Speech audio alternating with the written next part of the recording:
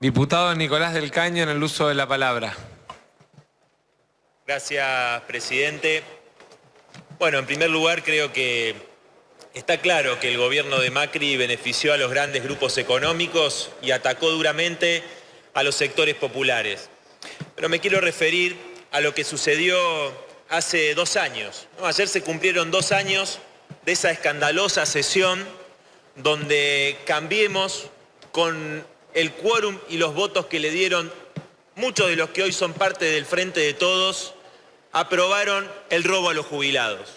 Recordemos en aquel momento, con esa reforma previsional que argumentaban iba a generar un ahorro de 100.000 millones de pesos, votaron una ley tirando toneladas y toneladas de balas, con más de 1.000 gendarmes que puso la ministra Bullrich para reprimir a los miles y miles que nos movilizamos aquí en los alrededores del Congreso.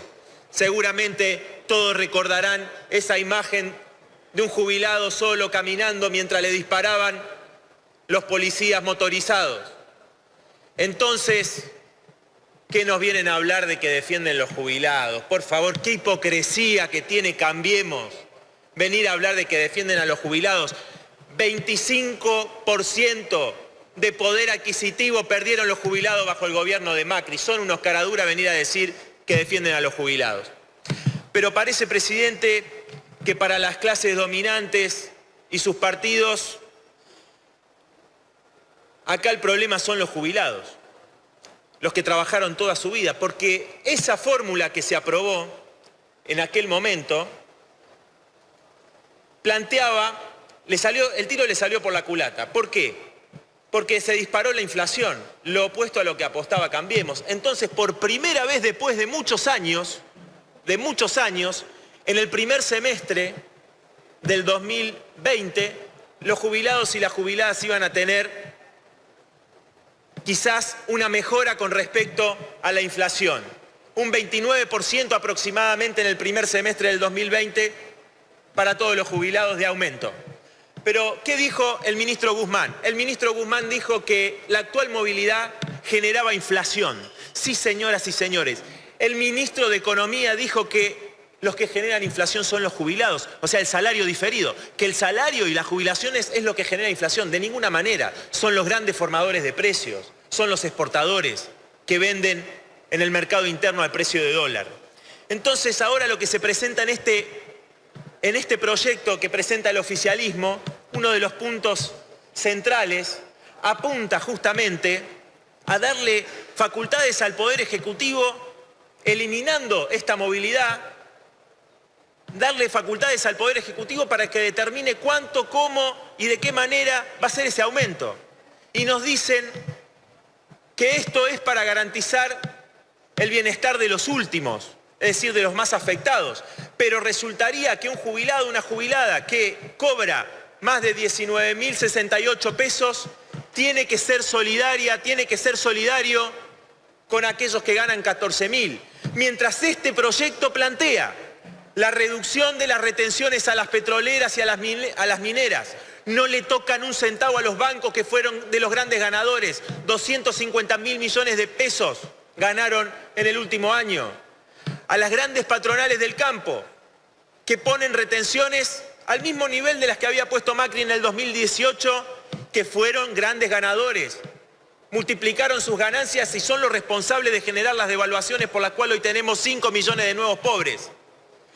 Aquellos que nos mataron con los tarifazos, ahora se le congela, o sea que las familias que pasaron a pagar el 25%, a destinar el 25% de sus ingresos a pagar tarifas y beneficiar a las privatizadas y a las petroleras, van a seguir haciéndolo.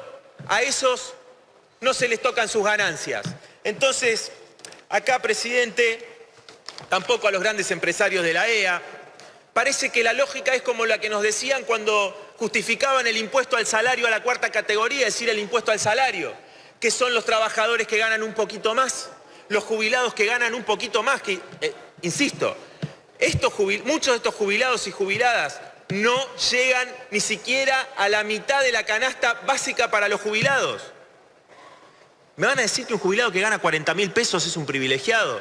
Por favor. Entonces, se plantea esta lógica, ¿no? Que la redistribución y la solidaridad debería darse entre trabajadores, entre jubilados, ¿no? Los que ganan un poquito más, lo dijo el miembro informante del oficialismo, dijo, acá los que ganan un poquito más tienen que ser solidarios los que no están tan mal, los que no están tan mal, pero los que están muy bien, o sea, para beneficiar a los últimos hay que tocar a los primeros, a esos grandes grupos económicos que benefició Macri. Para recuperar lo perdido, los sectores populares tienen que atacar a esos grandes grupos económicos. Pero donde vemos, presidente, el núcleo de este proyecto es en el artículo 2, en el inciso A. Allí dice, y lo dijo el ministro Guzmán, que esta ley la necesitan para negociar con el Fondo Monetario Internacional.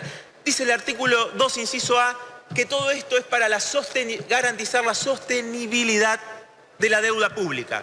Es decir, que esto es para pagarle al Fondo Monetario Internacional, a los especuladores, sin siquiera investigar. Ustedes conocen la postura del Frente de Izquierda de desconocimiento de esta deuda completamente ilegítima. Pero ni siquiera van a investigar esa deuda que tomó Macri, el bono a 100 años que emitió Caputo, para beneficiar a un grupo empresario del que él formaba parte, un grupo inversor del que él formaba parte. Eso tampoco se va a investigar. Lo van a pagar los que ganan un poquito más. O sea, los que también son trabajadores que ganan muy por debajo. Enseguida retomamos el contacto con la Cámara de Diputados.